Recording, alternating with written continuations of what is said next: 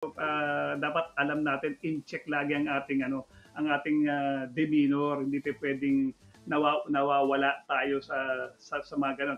Although pwede mong sabihin na nawala na, sige na, nadala siya ng pagkakataon, okay lang yan kasi tayo naman pare, hindi naman tayo parang judgmental no, na magiging ganun na siya, ay ganyan kasi yan, ganyan kasi. Hindi, no, hindi tayo ganyan. For that particular time lang, let's say nawala siya sa sarili na ganun yan. Okay, at alam ko hindi na niya gagawin yun Pero siyempre, may kaakibat sanang penalty yung ganun.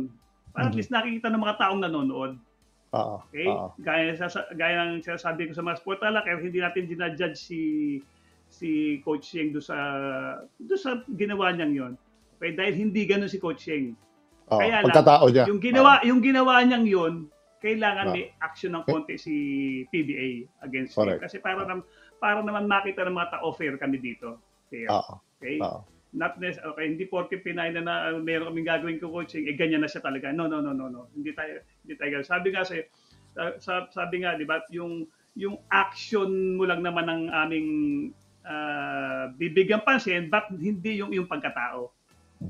Yun. So sana iba natin mga sport talak, baka kala ganun na si coaching, ganun. Hindi po ganun si coaching, pero like it happens to the best of the players, of the coaches, yung mga ganun nawawala minsan. Okay, so understandable. Pero may kasama dapat na tapik ng konti, reprimand or fine, para at least medyo yung respeto sa PBA nandun pa rin. Yun, pare masabi ko.